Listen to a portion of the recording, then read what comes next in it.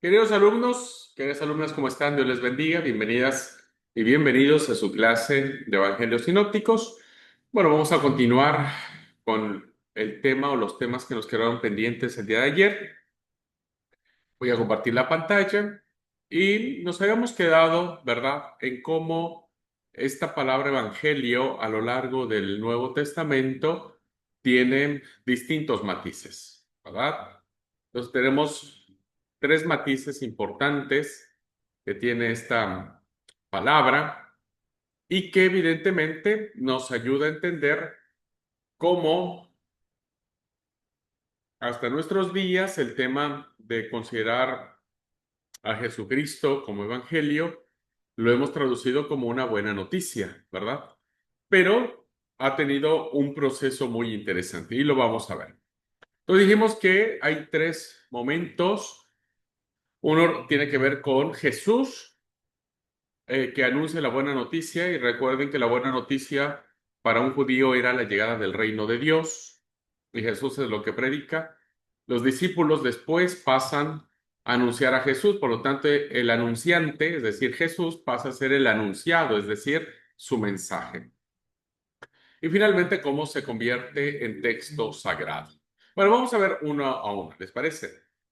El primero es cómo Jesús anuncia el Evangelio como reinado de Dios. ¿Por qué llegamos a esta conclusión? Primero, porque Jesús se va a situar claramente en la línea del mensaje del gran profeta Isaías. Mensaje que, según el Evangelio de Lucas, va a tomar el mismo Jesús como base de su discurso en la sinagoga de Nazaret, con lo que el Evangelio de Lucas va a abrir, diríamos, este tiempo de ministerio público de Jesús, ¿verdad? Entonces, esto lo hemos visto en Lucas 4:18, cuando el 17 dice, y le dio el libro del profeta Isaías, y habiendo abierto el libro, evidentemente Jesús conocía al profeta Isaías. Evidentemente Jesús sí leía las escrituras y conocía, y más de una vez ha de haber repasado este texto, lo ha de haber reflexionado. No fue un texto al azar, evidentemente no. Es un texto que seguramente cuando era más joven tal vez le impresionó, le impactó, porque era una característica muy importante, como dije, de lo que todo judío esperaba, la llegada del Mesías. Y entonces toma el libro del profeta Isaías y cuando lo abre, dice que lee lo que dice Isaías 1 y 2. El Espíritu del Señor está sobre mí, por cuanto me ha ungido para dar buenas nuevas a los pobres, me ha enviado a sanar a los quebrantados de corazón, a pregonar libertad a los cautivos, vista a los ciegos y poner a los oprimidos, libertad a los oprimidos y predicar el año agradable del Señor. Por lo tanto, Jesús evidentemente retoma el mensaje profético y va a anunciar la buena noticia de que ese reinado que se esperaba para un futuro, ¿verdad?, y que todos los judíos del primer siglo esperaban, ahora con su presencia, con su mensaje, con su predicación, se hará realidad este reino de Dios. Entre los textos más claros que nosotros podemos ubicar para entender este mensaje de Jesús van a ser estos. Si nos vamos al Evangelio de Mateo, Mateo va a reproducir algunos textos interesantes en línea del reino de los cielos. Dice el 4:23. Y recorrió Jesús toda Galilea enseñando en las sinagogas de ellos y predicando el Evangelio del reino.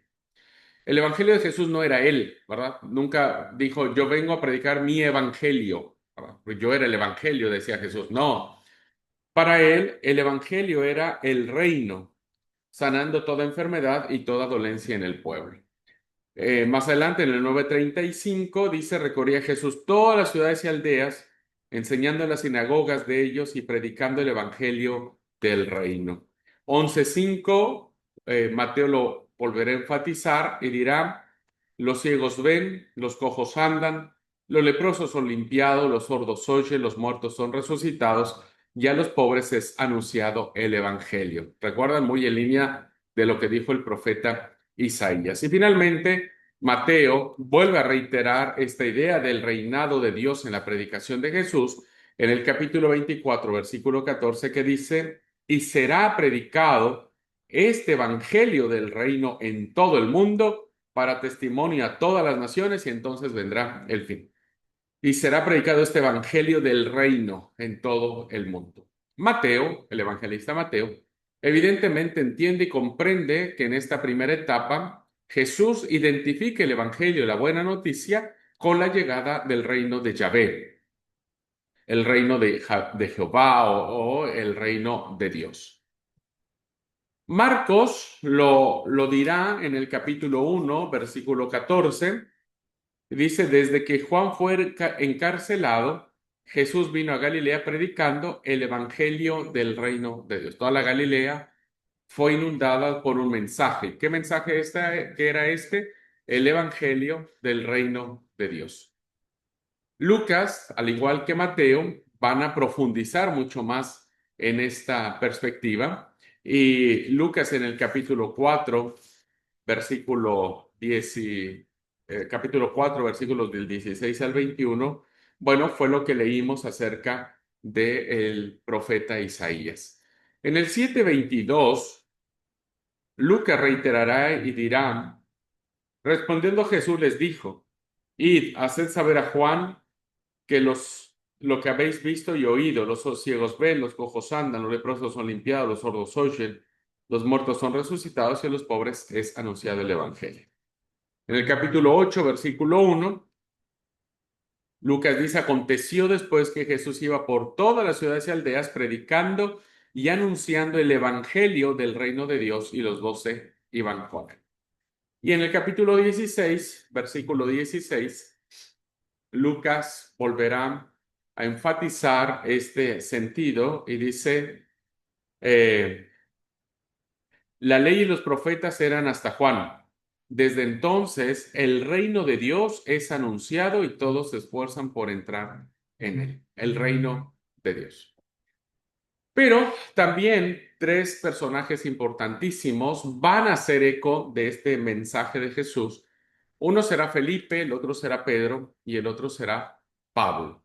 Estos tres testimonios los encontramos en el libro de Hechos de los Apóstoles y en el capítulo 8, versículo 12, Felipe dirá, pero cuando creyeron a Felipe que anunciaba el evangelio del reino de Dios y el nombre de Jesucristo, aquí ya estamos en la segunda etapa, porque aquí ya se anuncia el reino de Dios y se une con la persona de Jesucristo. Pero seguía manteniéndose este concepto del reinado de Dios. Pedro, también lo diré en el capítulo 10, versículo 36, dice, Dios envió un mensaje a los hijos de Israel anunciando el evangelio de la paz por medio de Jesucristo. Por medio de Jesucristo, Dios envió un mensaje a los hijos de Israel. ¿Cuál era este mensaje? Que todos los hijos de Israel, o todos los judíos necesitaban el reino de Dios. Y finalmente Pablo, en el capítulo 13, versículo 32, dirá, y nosotros también os anunciamos el evangelio de aquella promesa hecha a nuestros padres.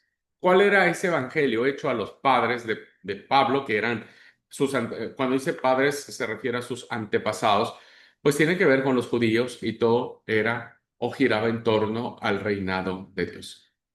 Vean ustedes, queridos alumnos, con este caudal de evidencia que en este primer momento la fuerza de la predicación radica en el anuncio de la buena noticia, pero del reinado de Dios, donde habrá justicia, paz, felicidad, donde no habrá más maldad, donde el impío será destruido y el justo será recompensado. Así que en la época en que se redactan los evangelios, que es una época posterior a la vida de Jesús, los cristianos utilizaban desde hacía tiempo la palabra evangelio, en el segundo sentido, que lo vamos a ver ahora, pero tenían eso en su boca, ¿viste? Ya era una palabra muy fuerte, muy arraigada, tan es así que hasta la fecha sigue siendo muy fuerte y muy arraigada para nosotros. Vamos a hacer un culto evangelístico, ¿no? se consagró a la directiva del Departamento de Evangelismo. ¿De qué religión soy? Soy cristiano evangélico, ¿verdad? Entonces, vamos a salir a predicar el evangelio. En fin, un sinfín de alusiones que nosotros mismos hacemos a la palabra evangelio, que ya para la época en que se escriben los primeros libros de este corte, pues evidentemente tienen que ver con la buena noticia. Pero, es de notar que incluso entonces se va a conservar el primer sentido. O sea, es de notar que aun cuando los evangelios se escriben muchos años después de la vida de Jesús, todavía los escritores bíblicos van a sostener el significado de esta palabra, ¿verdad? Entonces parece ser que aquí entramos en contacto con lo esencial de la predicación de Jesús. ¿Cuál era esta? Que él, es decir, Jesús, tiene conciencia de que por su medio, ¿verdad? O al menos como ocasión de su ministerio, el reino de Dios está llegando. Esta esta conclusión a la que se llega después de notar que en los labios de Jesús constante y reiteradamente aparece la palabra reino de Dios, quiere decir que él empezaba a tener esta conciencia de su mesianismo, ¿verdad? De que él era el Hijo de Dios. Recuerden que no sabemos cómo se dio este momento. Lo que sabemos que tuvo que haber sido un proceso, ¿verdad? Un proceso de descubrir su llamado. O sea, no significa que Jesús un día amaneció y dijo, ah, soy hijo de Dios. ¿No? Evidentemente no. Todo fue un proceso de descubrimiento. Y me parece que en este anuncio del reinado de Dios, Jesús toma conciencia de que su mensaje es tan fuerte, tan poderoso, que va a cambiar el rumbo de la historia, ¿no? Y que va a cumplir la promesa que Yahvé, que Dios hizo a su pueblo Israel a través de los profetas con la llegada del reino de Dios. Por lo tanto, ese es el objeto de la oración con la que Jesús le enseña a sus discípulos que dice, venga a nosotros tu reino. Entonces, el mensaje hoy, ¿verdad? Que nosotros no lo usamos así. Nosotros no predicamos el evangelio del reino. Nosotros predicamos el evangelio de Jesús, la buena noticia, la persona de Jesús, pero no debemos olvidar que intrínsecamente están profundamente conectados, ¿verdad? Hoy la iglesia también tiene que levantarse para la proclamación del reinado de Dios, porque con eso inició Jesús. Si nosotros vamos a evangelizar a alguien, tenemos que predicarle el evangelio de Jesús, la buena noticia de Jesús, el perdón de Jesús, pero que este es el cumplimiento del reino de Dios, ¿verdad? Que Jesús es el reino de Dios. Y de esa manera enriqueceremos mucho más la fuerza y el poder que puede tener nuestro propio mensaje. Bueno, todo lo que vemos acerca de en los evangelios, Mateo, Marcos e incluso Juan, tiene que ver básicamente con que Jesús está consciente que con su mensaje, con su predicación, con la que recorría aldeas, ciudades y pueblos, está predicando el reino, la llegada, la irrupción, el acercamiento del reino o el reinado de Dios. Pero ahora pasamos a un segundo momento que tiene que ver con que Jesús ya murió, ¿va? ¿Y ahora qué va a pasar? Bueno, sucede un fenómeno interesantísimo. Las primeras comunidades cristianas, principalmente los judío-helénicos, ¿verdad? O los judío-cristianos, como querramos llamarlos. No, no, perdón, no judío-helénicos. Los judío-cristianos tenían que ver con otra acepción. Los judío-helénicos empiezan a reflexionar y entender y decir, mira, ya el Señor murió, Recuerden que en ese momento cuando el Señor muere y las comunidades cristianas inician la tarea evangelizadora, no tienen ningún texto escrito. Entonces todo lo que hacen es con base a lo que ellos recuerdan, ¿no? Lo que se le llama la tradición oral. Y entonces llega un momento donde la comunidad se junta y dice, ¿qué pasó? ¿No? ¿Qué ha sucedido todo este tiempo? Y lo empiezan a interpretar y empiezan a llegar a conclusiones. Y esas conclusiones fueron las que formaron los primeros credos de la iglesia cristiana, ¿verdad? Y uno de ellos es que el anunciante pasa a ser el anunciado, es decir, Jesús anunciaba el reino y ahora los discípulos anuncian al Cristo resucitado, al Jesús resucitado. El evento de la muerte, hermanos, de Jesús es un evento significativo, es un parteaguas en la historia, pero una muerte sin resurrección no hubiera sido gloriosa, ¿verdad? Porque, perdón, ¿de qué habría servido que Jesús muriera? Todo el mundo ha muerto, ¿verdad? Pero ninguno ha resucitado. Entonces, la fuerza de la predicación evangélica radica en la resurrección de Cristo. Ni Alá, perdón, ni Buda, ni Mahoma, ni ningún papa, ni ningún profeta, ni ninguno, ¿verdad? Ha resucitado. Ninguno. Este, solamente Cristo. Y aquí es donde radica la fuerza de nuestro mensaje. Esto puede sorprender un poco al lector moderno, pero no a un judío, ¿no? Este cambio, esta transición. ¿Por qué? Porque en efecto, después de la crisis macabea,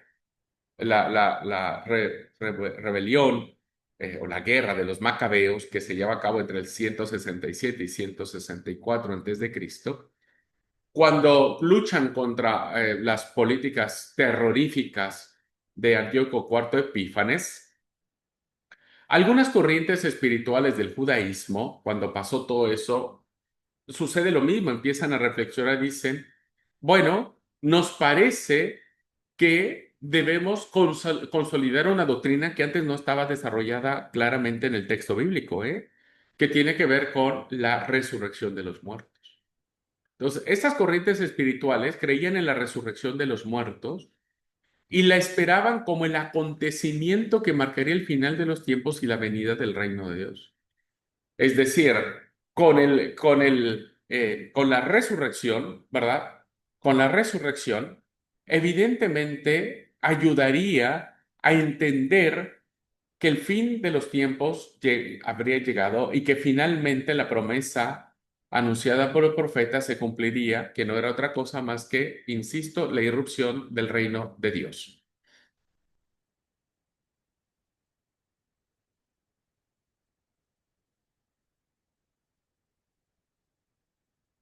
Por tanto,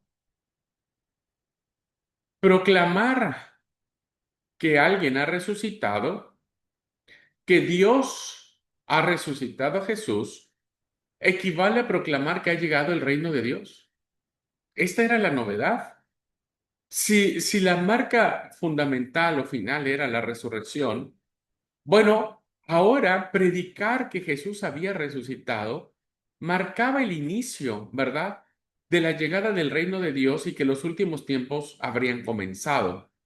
Por eso es que la prédica de los primeros cristianos estaba básicamente orientada a entender que el reino de Dios, la llegada de Jesús en su segunda venida, iba a ser mucho más pronto de lo que se imaginaban. Entonces, las primeras comunidades cristianas era tanto su fervor para proclamar a Jesús y a este resucitado, que terminan, ¿no es cierto?, diciendo, pensando, sintiendo que Jesús va a resucitar, perdón, que Jesús va a volver mañana, puede venir hoy a la tarde, puede venir mañana, pasó mañana, dentro de una semana, es decir, la inminente llegada del Hijo de Dios. Por eso hubo un gran movimiento misionero, ¿verdad? Pero que este movimiento misionero estaba fundamentado en el poder de un mensaje. Y la pregunta era, ¿cuál era ese mensaje? Y obvio que era la resurrección de Jesús. ¿Verdad? Una resurrección que, insisto, vendría a entender y a comprender la llegada del reino de Dios y por lo tanto la venida de la edad de oro, como lo conocían los, los judíos, en que el Mesías inauguraría, ¿verdad? Por lo tanto, para los cristianos, ya no para los judíos, porque algunos judíos precisamente por eso creyeron, ¿verdad? Algunos judíos no, pero algunos judíos sí lo creyeron. Pero después el cristianismo en general, la buena noticia no consiste, como para griegos y romanos, en una multitud de acontecimientos sucesivos y pasajeros, ¿no? Como si fueran un evento tras otro, de importancia más o menos relativa. No es que la buena noticia, el evangelio que consideraban los griegos o los romanos era ah, relativamente importante. Para el cristiano, ¿verdad? La buena noticia es un acontecimiento único, capital y fundamental. ¿Cuál es ese? Pues que en Jesucristo, en el Jesús Mesías, ¿verdad? En ese carpintero de Galilea que predicó hace 30, 40 años, 50 años atrás, ¿no? Que a través de él, Dios, Yahvé, el Señor, Adonai, se ha acercado a los hombres de una forma decisiva y definitiva. Dios ha cumplido su promesa. Ujú. Y el tiempo del reinado del Mesías ha comenzado. Así que de una vez para siempre, Dios se ha comprometido con la humanidad y la ha llamado a entrar en comunión con Él por medio de Jesucristo. Y eso es lo que nosotros le decimos a la gente cuando predicamos, ¿verdad? Este es el mensaje que les damos. Dios se comprometió con nosotros y nos ha invitado a entrar en comunión con Él, conocer a Dios, acercarnos a Él, vivir en plenitud. Y ya no es un sueño prohibido para el hombre. Dios no es más un ser lejano, inaccesible, que se pierde entre las brumas de su trascendencia. Ahora, la realidad de Dios es cercana. Jesús dijo, el que me ha visto a mí, ha visto al Padre, porque yo he venido a revelar al Padre para que a través de mí lo conozcan, ¿no es cierto? Conozcan al Padre. Entonces, estas interpretaciones que hicieron las comunidades cristianas, ¿verdad?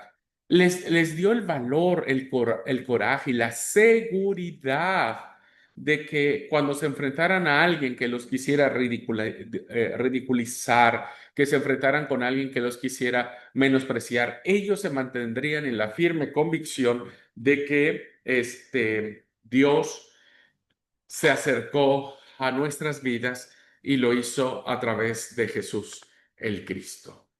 Y esto es el mensaje más importante. Por lo tanto, en Jesucristo Dios se ha manifestado en la historia como un Dios cercano. No es el Dios de los griegos lejano, el Dios de los romanos ajeno a sus criaturas.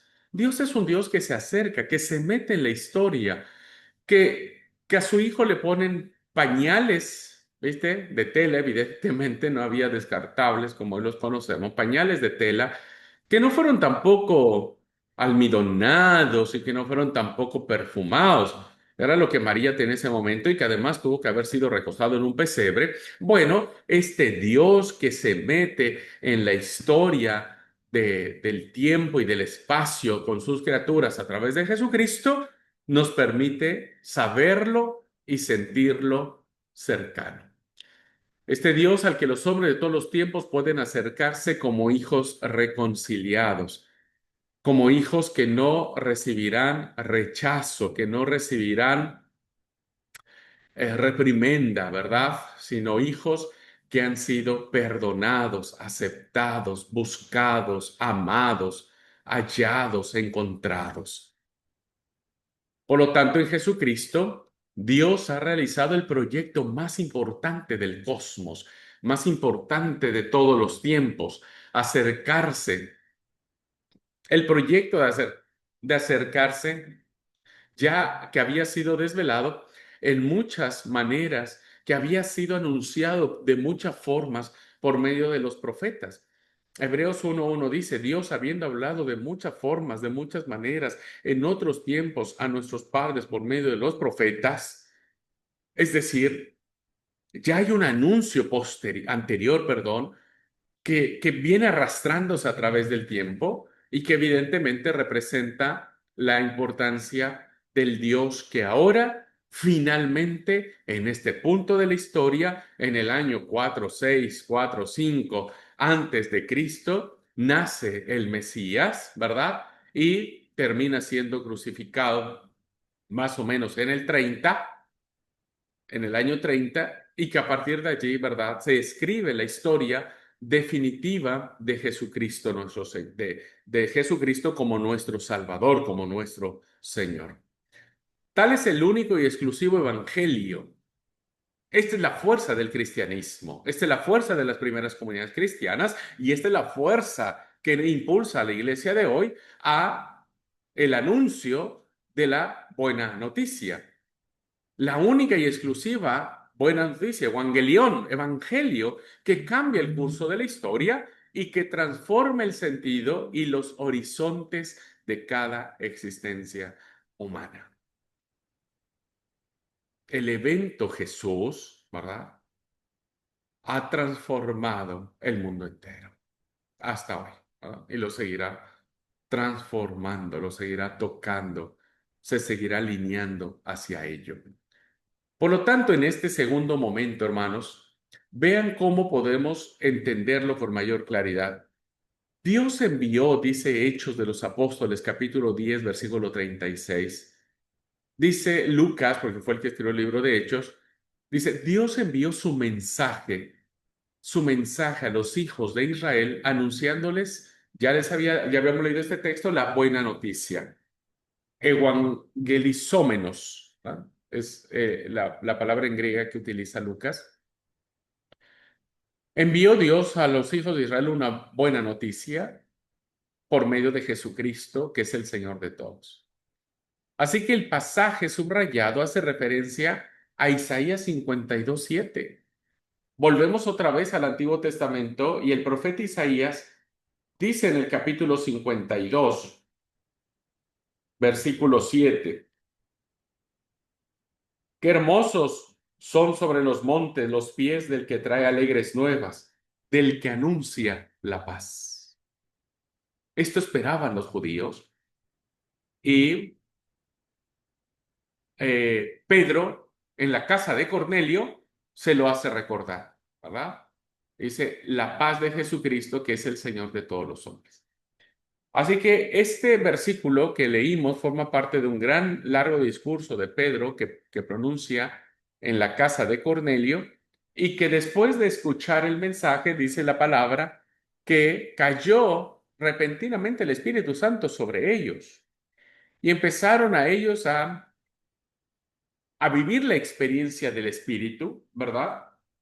Sin previo aviso, sin ninguna invitación, el Espíritu Santo cayó sobre ellos y, y entonces todos quedaron así como sorprendidos, ¿verdad?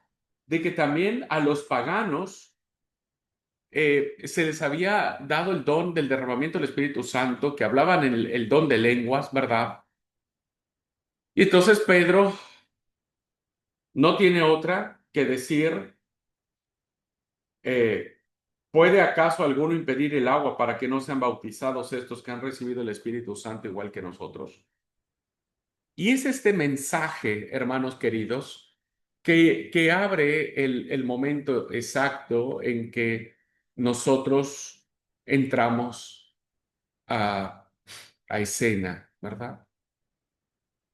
Debo reconocer que hay dos momentos que ustedes y yo, que no somos judíos, que somos paganos, ¿verdad? No pertenecemos al pueblo de Israel histórico. Hay dos personajes que nos identifican, dos historias que nos hacen pensar que gracias a esas historias, usted y yo ahora somos parte de todo este misterio de vida, ¿no? De toda esta buena noticia. El primer pasaje es de Felipe y el segundo pasaje es de Cornelio. Esos dos pasajes, ¿verdad? Esas dos historias son el reflejo de nosotros. Cuando Felipe bautiza al etíope, más bien no es Felipe, es el etíope, ¿verdad? El eunuco, el tesorero de Etiopía. Pues el eunuco, ¿verdad?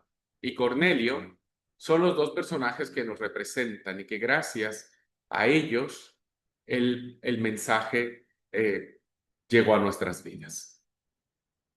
Así que, de un modo esquemático, las comunidades cristianas empezaron a decir, bueno, ¿cómo le hacemos, verdad? Es como cuando alguien se aprende algo de memoria y dice, bueno, voy a repetir esto y con eso vamos a empezar la predicación evangélica. Entonces dijeron, ¿cómo le hacemos para memorizarlo? Recuerden que los judíos tienen mucha experiencia en hacer textos para memorizarse. Baste leer, por ejemplo, el libro de Proverbios. El libro de Proverbios está hecho para memorizarse, ¿verdad? Y entonces bueno, idearon más o menos, ¿verdad? No quiere decir que así, pero más o menos, idearon una fórmula que está dividida en tres partes. Entonces, cuando ellos aprendían estas tres partes, pues se les era más fácil desarrollar su mensaje.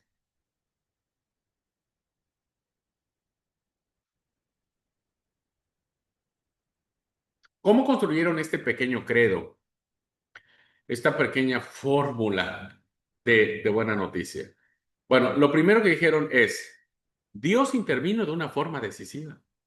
O sea, Dios nunca nos olvidó.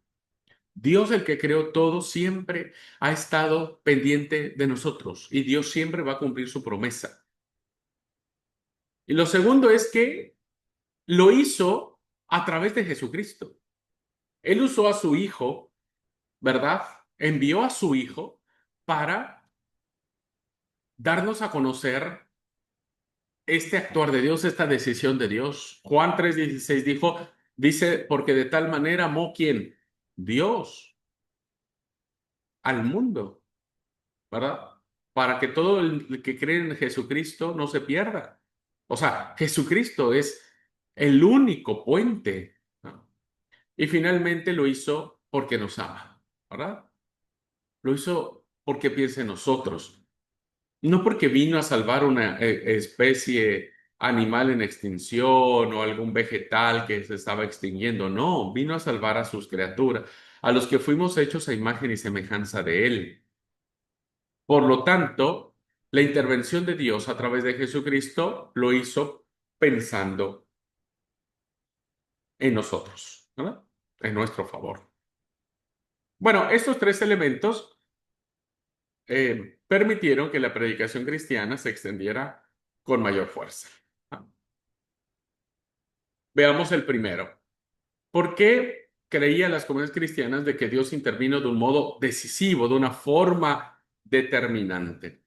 Miren, si se pone el énfasis en el primer miembro, es decir, en el origen y la iniciativa, Dios, se hablará del Evangelio de Dios 7 veces en Pablo. Es decir, si pensamos que la palabra evangelio se pone desde la perspectiva de Dios, Pablo en sus cartas dirá que todo esto vino de Dios. Y le llamará el Evangelio de Yahvé, del Señor, de Dios, del Padre.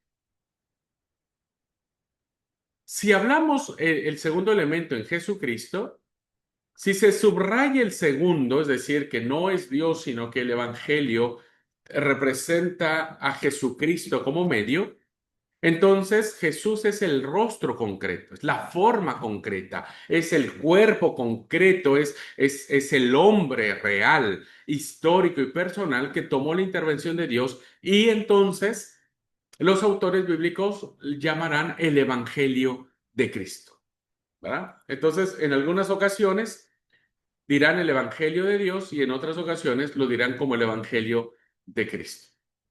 Ahora, si vemos la palabra evangelio desde nuestra perspectiva, desde nuestra responsabilidad, entonces, si se piensa sobre todo en los destinatarios y en el impacto de la intervención de Dios, se hablará del evangelio de nuestra salvación. Aquí ya Pablo en Efesios 1:3 lo va a referir a lo va a direccionar, diríamos, hacia nosotros, ¿verdad? El Evangelio de nuestra salvación. Vean ustedes entonces cómo el texto bíblico es riquísimo en entender estos tres elementos. O puede considerarse como Evangelio de Dios, como Evangelio de Jesucristo, o como un Evangelio que finalmente termina salvándonos a nosotros. ¿Por qué? Porque siempre se hizo a nuestro favor. Bueno, yo repetí acá. ¿Está repetido, hermanos? Bueno, solamente, me parece que aquí me equivoqué. En este segundo momento, aquí les dejo las dos citas, ¿verdad? Las citas. El Evangelio de Cristo, donde dirá que 8 veces lo dirá Pablo, lo hará y una expresión equivalente como Evangelio de nuestro Señor Jesucristo, que está escrito en 2 Tesalonicenses 1:8, o el Evangelio de su Hijo, Romanos 1:9. Pero en cualquiera denominación tiene que ver con este segundo elemento, ¿verdad? Nada más es lo único que cambia en esta diapositiva, que aquí les agrego los textos que tienen que ver con este mensaje de Jesucristo. No les puse aquí, ustedes pueden buscar, ¿verdad?, en qué partes del Nuevo Testamento Pablo utiliza esta denominación como Evangelio de Dios. Bien, entonces en esta segunda etapa, vean cómo se empiezan a idear estos credos, estas formas de creer, estas formas de compartir la buena noticia. Por lo tanto, los creyentes comprendieron progresivamente la amplitud y la significación de esta palabra. Explicitaron los diversos componentes de la intervención de Dios en Jesucristo y se adentraron en la comprensión de este misterio. ¿Cómo Dios lo hizo, verdad? ¿De qué manera?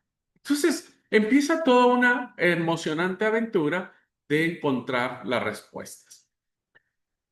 De los testimonios más antiguos de la fe cristiana, es decir, los que solemos llamar formularios prepaulinos, es decir, anteriores a la redacción de las cartas de Pablo, se desprende que la atención se centró primeramente en la resurrección, en lo que Dios hizo por Jesús, no en Jesús, sino por él. ¿Qué hizo Dios por su Hijo? Resucitarlo de entre los muertos. Ese es el secreto de la buena noticia, la resurrección, ¿verdad? Ahora, explico un poquitito. Ustedes saben que los primeros textos que se escriben, canónicos, y eso ya lo vimos en otras clases, es la primera carta a los tesalonicenses. Son las cartas de Pablo, son las primeras que se escriben. Todo lo que se escribe antes de Pablo se le llaman documentos o formulaciones o dichos prepaulinos, ¿verdad? Es decir, antes de Pablo.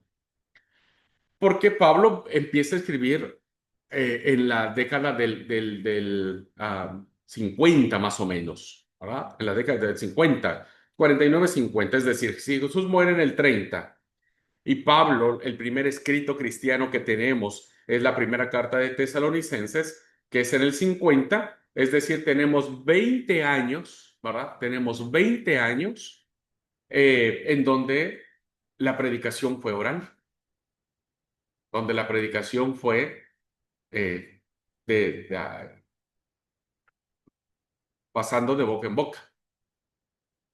No les voy a marear mucho, pero se cree que antes de que Pablo escribiera y que los evangelios se escribieran y demás, circulaba un documento que hoy los estudiosos se le llaman el documento Q, que tiene que ver con dichos de Jesús, con palabras de Jesús, ¿verdad? Este, y con 2 milagros de sanidad. Pero fue un documento que utilizaron Mateo y Lucas para escribir sus evangelios. Así que este documento, que no lo tenemos, que se perdió, no lo tengo físicamente, pero está dentro de los evangelios, eh, fue prepaulino, ¿verdad?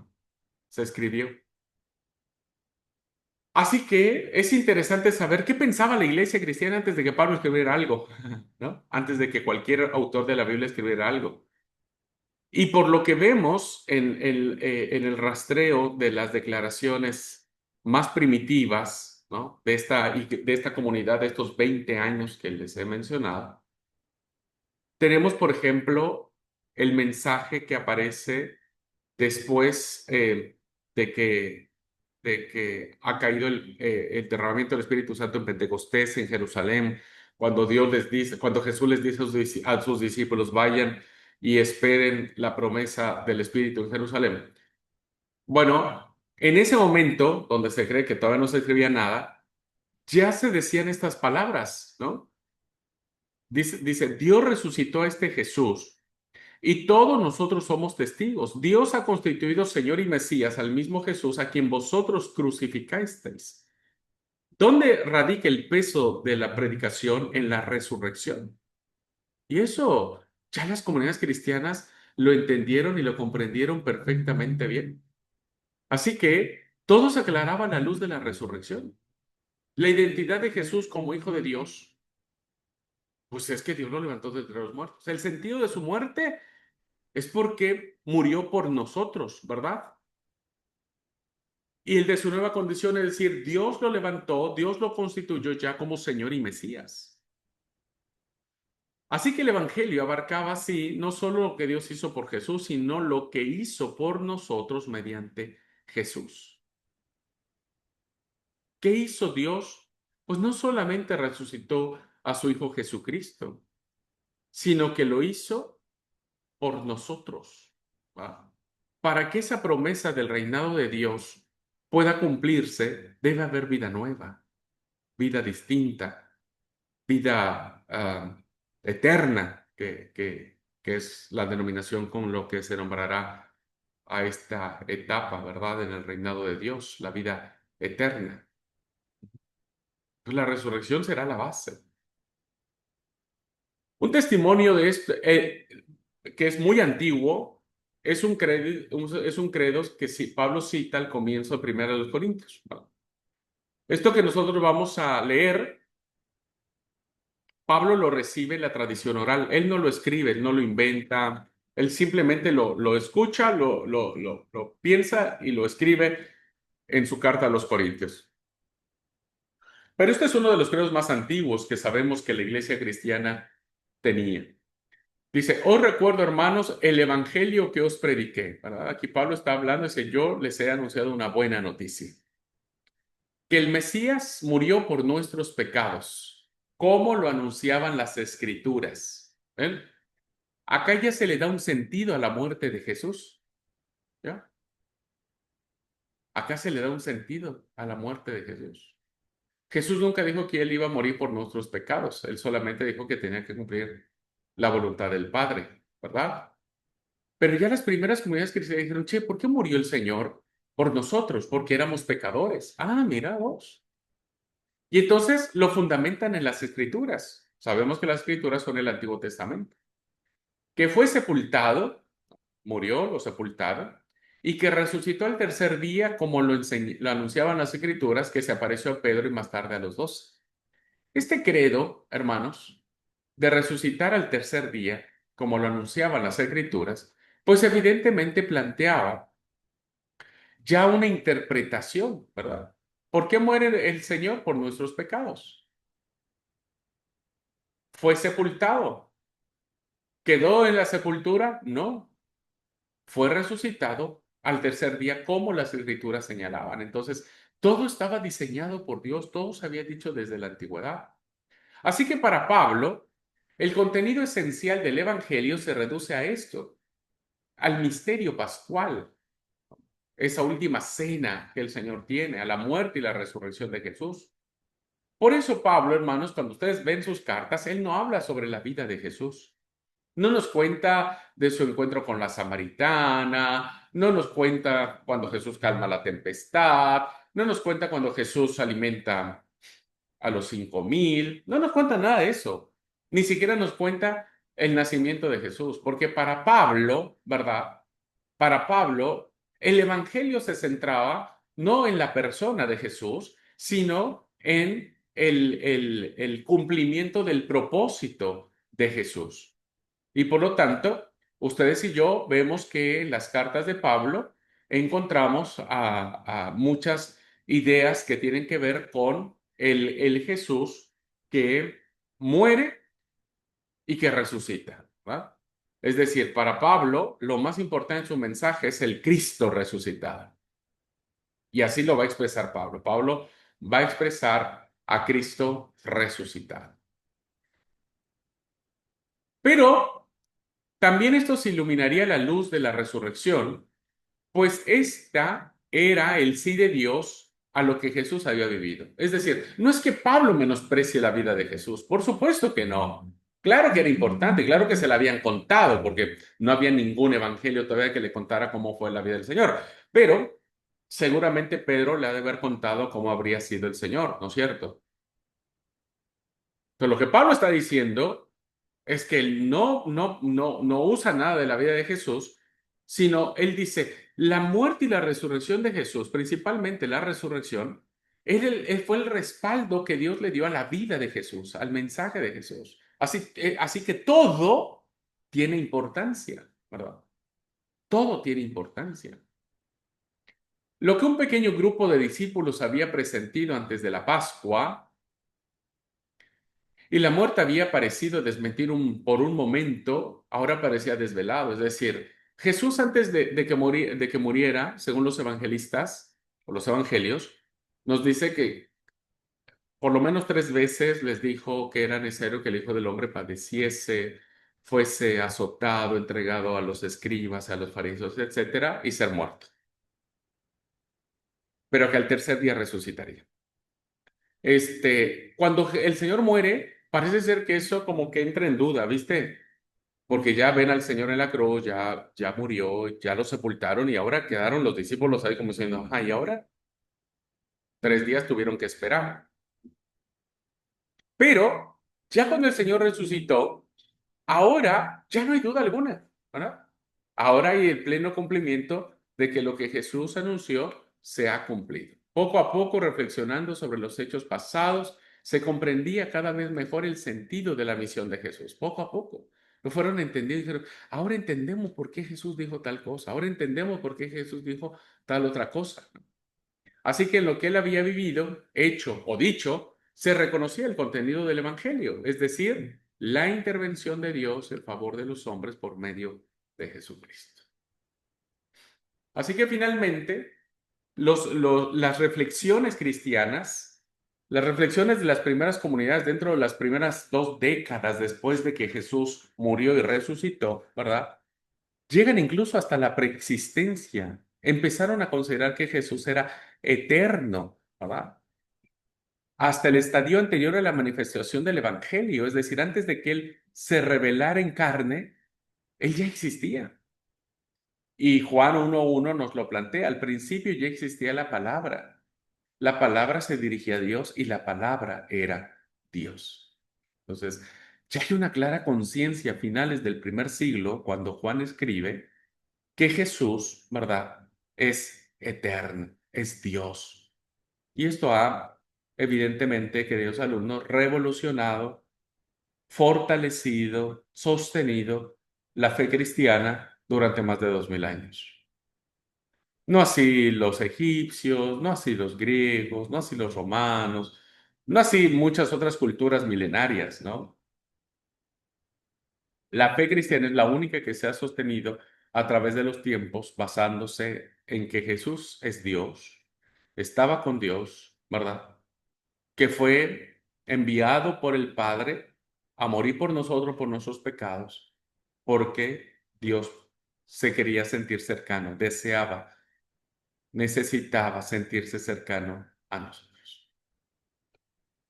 Si situamos el cuarto evangelio, como lo hemos leído a finales del primer siglo, año 90, esto significa entonces que este proceso de explicar, este proceso de entender que realizan las comunidades cristianas, fíjese, Jesús muere en el 30 y Juan escribe en el 90, han pasado 60 años, ¿no? 6 décadas. Mucho, mucho tiempo, toda una vida, diríamos, una generación completa, más de una generación. Bueno, durante todo ese tiempo, ya las comunidades cristianas hicieron este proceso de explicación y bueno, cuyas principales etapas hemos bosquejado brevemente, que se desarrolló durante casi 3/4 de siglo, es decir, fíjese el tiempo que tardó, 60 años, 60 años de esta comprensión que tuvieron los distintos movimientos cristianos, ¿verdad? Sobre la persona de Jesús. Y que los evangelios, Mateo, Marcos y Lucas, nos van a dar cuenta de eso. Por lo tanto, este proceso que consistió en explicar a la luz o explicitar a la luz de la Pascua el sentido del acontecimiento de Jesús y la plena dimensión del Evangelio, aparece condensado a modo de proclama esquemática un himno primitivo que Pablo cita en Filipenses 2, del 6 al 11. Este pasaje que vamos a leer es un himno antiguo que Pablo no compuso, Pablo no escribió, Pablo lo recibe de la tradición oral, pero que este himno lo entonaban las primeras comunidades cristianas dentro de estos primeros 20 años que les comenté, donde empiezan a adorar a Jesús ya las comunidades, ¿no? Y entonces, ¿qué dice este texto? Vean, primero vamos a leer esta columna, ¿verdad? Y luego explicamos la otra. Dice, él, a pesar de su condición divina, no se aferró a su categoría de Dios.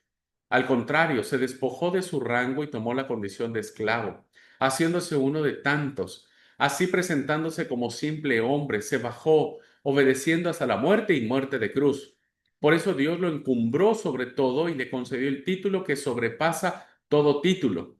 De modo que a este título de Jesús toda rodilla se doble en el cielo, en la tierra, en el abismo, y toda boca proclame que Jesús, el Mesías, es Señor para gloria de Dios Padre. Este era un himno cristológico, es el himno más antiguo que tenemos de las comunidades cristianas. Y vean ustedes que quien compuso este himno lo compone a partir del credo que ya las comunidades empezaron a desarrollar, su creencia en función de lo que Jesús representaba. Entonces, vean cómo en este primer párrafo dice, él, a pesar de su condición divina, no se aferró a su categoría de Dios. Está hablando de su preexistencia. La condición divina es que vivía en la presencia de Dios, ¿verdad? Y por lo tanto, Dios es eterno y Jesús también. Luego, esa preexistencia se deja ya en la gloria y empieza su existencia terrestre, su humanidad, su encarnación. Es al contrario, se despojó de su rango y tomó la condición de esclavo, haciéndose uno de tantos, así presentándose como un hombre mortal, un simple hombre, ¿verdad? Entonces, fíjense cómo la fe cristiana se basa no en un fantasma, ¿no? No se basa en una idea, no se basa en un mito. La fe cristiana se basa en una persona histórica. Jesús existió, ¿verdad? Jesús existió en la historia. Pero luego este hombre fue muerto. Acuérdense, ¿por qué? Dijo Pablo. ¿Por qué pensaban las comunidades cristianas que había muerto? Por nuestros pecados. Dice, y se bajó obedeciendo hasta la muerte y muerte de cruz o en cruz. Entonces aquí está el evento importante salvífico, ¿verdad? Porque a través de la sangre de Cristo nosotros hemos sido limpiados de nuestros pecados. Pero después de la muerte viene la resurrección, la glorificación de Jesús, que eso es lo que hace diferente a cualquier doctrina.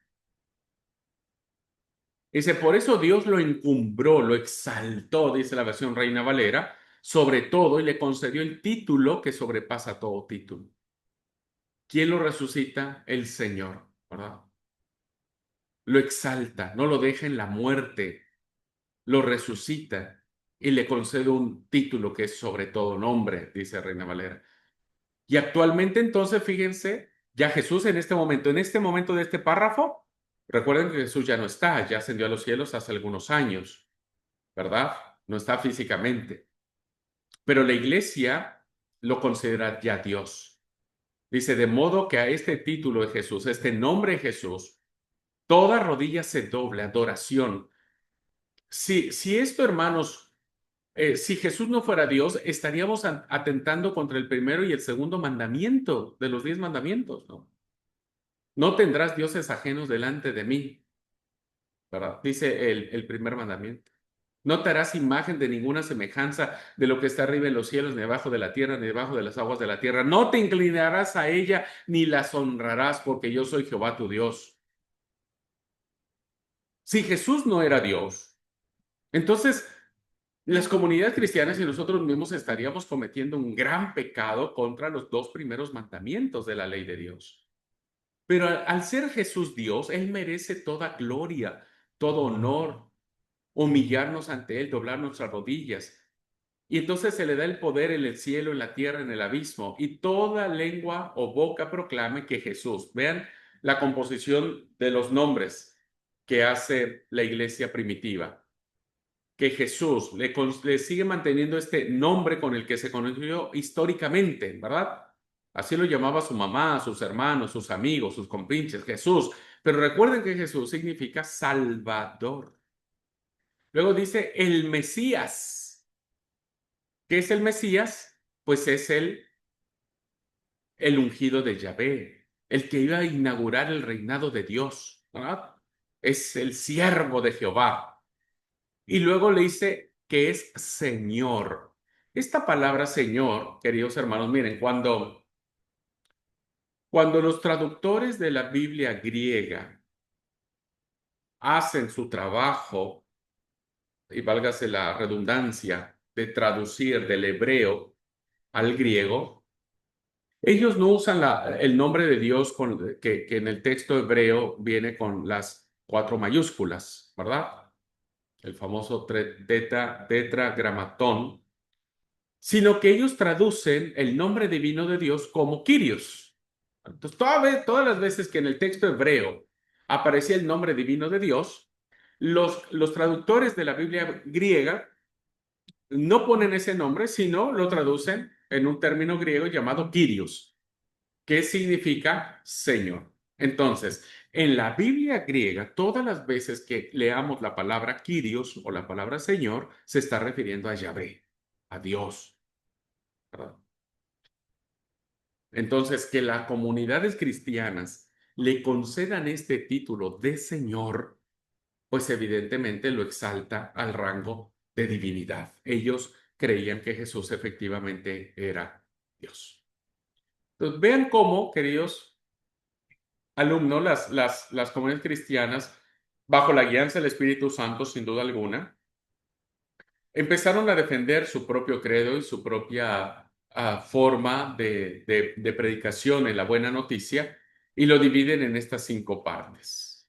Jesús existía antes en la eternidad, fue hombre como nosotros, murió en la cruz del Calvario por nuestros pecados, pero Dios lo resucitó y le dio un nombre excelente en el cual ahora todos adoramos como Dios.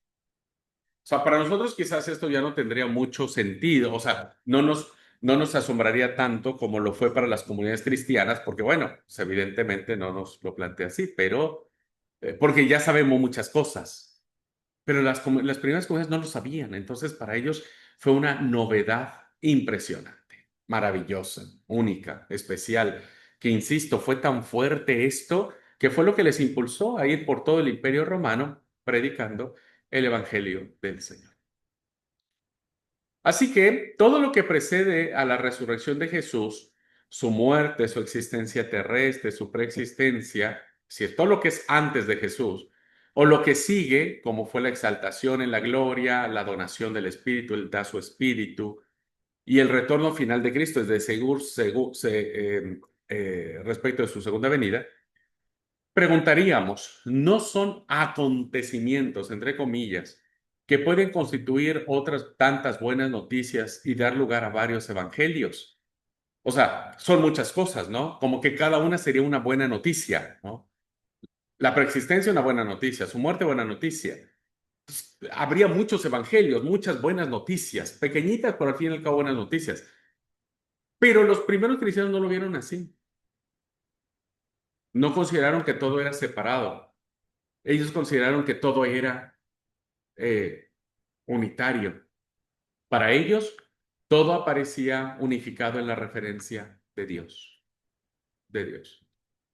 Toda esa serie de acontecimientos, todo esto que hemos visto, no eran más que facetas de la intervención de Dios, no eran más que actos continuos de un mismo propósito de Dios, sobrevenir en la plenitud de los tiempos. Todo eso, en definitiva, constituía un solo acontecimiento y en él reconocían los creyentes con asombro la buena noticia, el Evangelio de Dios. La buena noticia en singular, no las buenas noticias, la buena noticia del el evangelio, de un solo evangelio, porque todo pertenecía a Dios.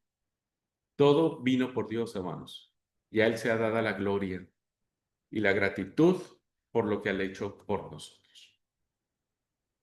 Bueno, pues es así entonces como hemos entendido, más o menos, grosso modo, la forma en que durante este tiempo se dio esta interpretación de que el anunciante se convirtió en el anunciado.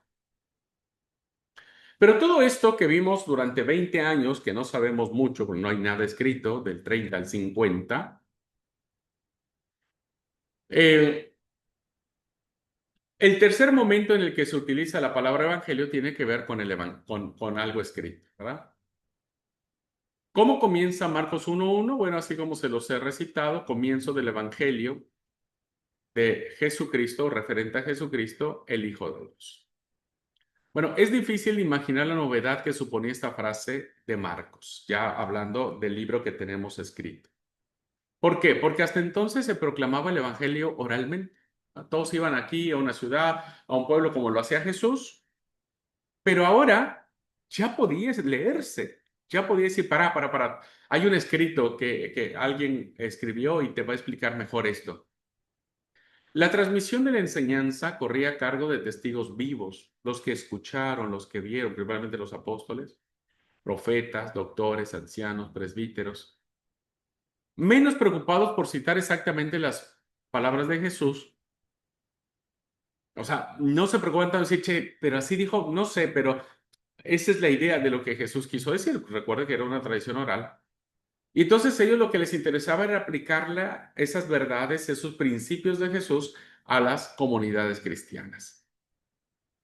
Por lo tanto, eran esos testigos vivos los garantes de la autenticidad. Como no había ningún escrito que lo respaldara, lo único que sostenía la verdad de estas cosas era básicamente el testimonio de todas estas personas. Los cristianos, a diferencia de los judíos, no tenían escritos porque todavía no había Nuevo Testamento. No tenían libros sagrados propios a los cuales referenciar, decir, mira, acá dice la Biblia. Nosotros hoy vamos a predicar y que decimos, mira, aquí la Biblia dice, ¿verdad? Entonces, la autoridad para nosotros es la Biblia.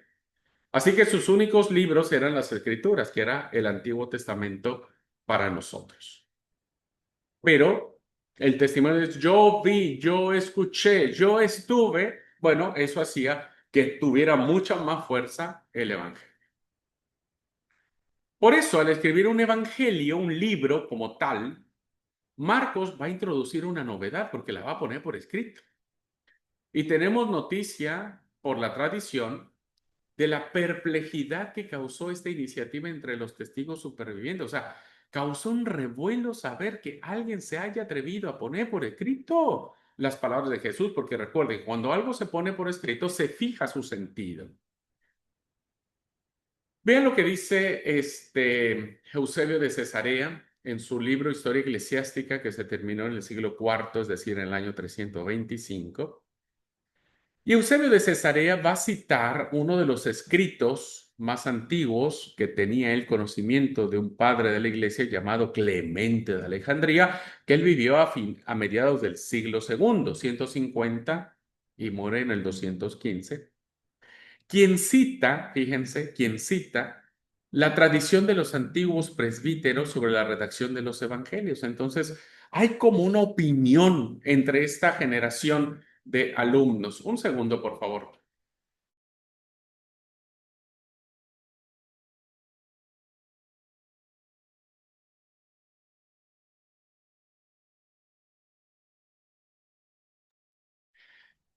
Dice, cuando hay una, ¿cómo es tratar de entender qué sucedió? Bueno, Clemente de Alejandría, citado por Eusebio de Cesarea, dice, el Evangelio según Marcos fue escrito en las siguientes circunstancias. Habiendo predicado Pedro la doctrina públicamente en Roma y expuesto el Evangelio por el Espíritu, sus oyentes, que eran numerosos, exhortaban a Marcos, que lo habría acompañado desde hace mucho tiempo y tenía presentes sus recuerdos, a que pusiera por escrito lo que había dicho Pedro, Marcos lo hizo y puso por escrito el Evangelio para que por los que se lo habían pedido. Llegando esto a su conocimiento, Pedro no aconsejó en ningún sentido, ni para impedirlo, ni para alentarlo. Fíjense, ya a mediados del segundo siglo, esto se decía del Evangelio de Marcos.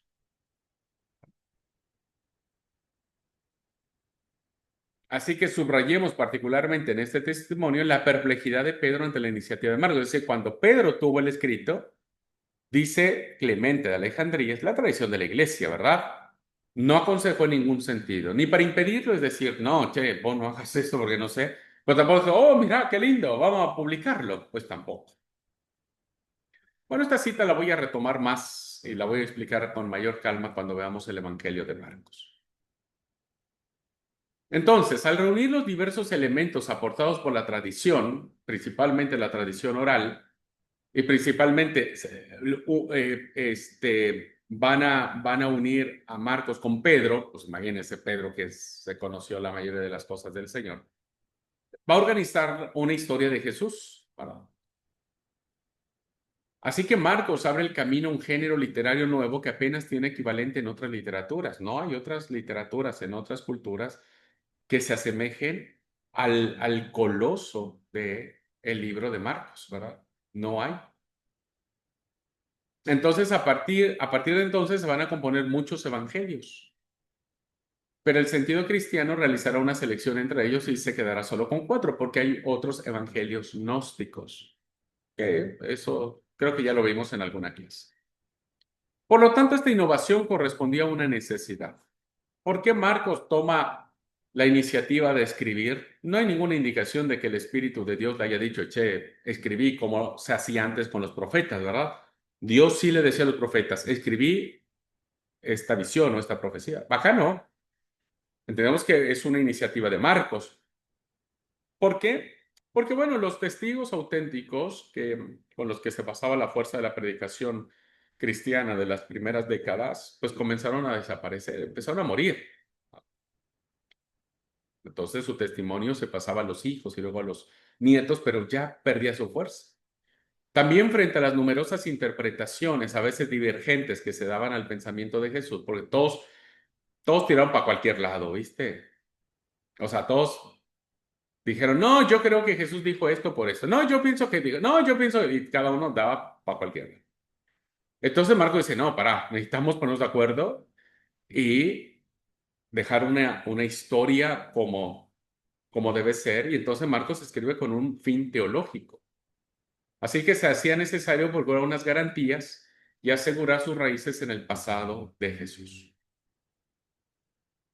Por lo tanto, queridos alumnos, hoy es solamente un par de para que vean que ahora la palabra evangelio se pasa al género escrito. Dice, pero se trata siempre del único y exclusivo evangelio anunciado por los diferentes testigos. Llámese Pablo, Marcos, Mateo, Lucas o Juan. No, no son evangelios diferentes. En ese sentido, habría que hablar del evangelio según San Pablo, según San Mateo o según Pedro, ya que cada uno da testimonio a su manera y de forma diferente del mismo evangelio de Dios. Por eso hay que hay Biblias muy antiguas que en el título del libro aparece Evangelio según San Marcos. Es como según, es su perspectiva, es su visión. Marcos tuvo una intención teológica de escribir como escribió, como lo mismo hizo Mateo, como lo mismo hizo Marcos, como lo mismo hizo Lucas, lo mismo que hizo Juan. Pero todos hablando de un solo evangelio que ya dijimos es el evangelio de Dios, de Jesucristo, o que fue salvación para nosotros. Así que fue en la segunda mitad del siglo segundo cuando se comenzó a emplear la palabra evangelion en plural, ahora sí, evangelios, ¿verdad? Parece ser este otro apologeta cristiano llamado Justino, que murió en el 165, el primero en introducir este uso que ha venido a ser el nuestro. Nosotros ahora les llamamos evangelios, ¿verdad? En plural, porque nos referimos a los cuatro. Bueno, consistente designar como evangelio no ya el contenido, sino el continente, por así decirlo. En adelante, el término se aplicaría a cuatro de los testimonios dados por escrito al Evangelio de la era apostólica, a saber, los relatos sinópticos y el de Juan, ¿no? Mateo, Marcos, Lucas. Del Evangelio según Marcos, por ejemplo, se pasa a Evangelio de Marcos. llega un momento donde dice, no, ya no es según Marcos, es el Evangelio de Marcos. Marcos lo plantea de esta forma, dándole mayor fuerza. Pero este uso no se impondrá de golpe. Todavía durante mucho tiempo habrá padres que continuarán hablando del Evangelio de la misma manera que el Nuevo Testamento, incluso conociendo, como es el caso de Irineo, el uso particular y restrictivo que se había introducido insensiblemente en el siglo segundo. Es decir, que había movimientos que decían, estos evangelios son como nuestros y nadie más los tiene que leer, ¿no? Esto fue todo un proceso histórico que nos llevó al entendimiento de Marcos. Bueno, pues es así entonces, queridos alumnos, como hemos llegado al final de esta primera unidad temática que tiene que ver con esta idea, ¿no es cierto?, de cómo el Evangelio pasa a ser, perdón, cómo es el principio del Evangelio, de dónde surge esta idea, qué contenía, cómo se fue desarrollando, cómo lo entendieron los primeros cristianos, estas tres poderosas etapas que ustedes no tienen que olvidar, ¿no es cierto? La etapa ¿cómo se llama? Ah, este, de Jesús en el anuncio del reinado de Dios, la etapa que tenía que ver con el anunciante pasa a ser el anunciado, es decir, las comunidades cristianas, cómo entienden esto, y finalmente ahora el Evangelio se puede leer, ¿verdad? Antes solo se escuchaba y ahora se puede leer. Así que de esa manera ya nos vamos acercando a este mundo maravilloso que tiene que ver con los evangelios. ¿Ok? Bueno, espero que se haya entendido la clase. Si no, ustedes saben, tienen mi número telefónico. Cualquier duda, consulta, la podemos charlar y con todo gusto la podemos platicar. ¿Ok? Bueno, pues eso, que Dios les bendiga. Nos vemos la próxima semana. Les mando un gran abrazo y que tengan un feliz resto de semana. Bendiciones. Chao.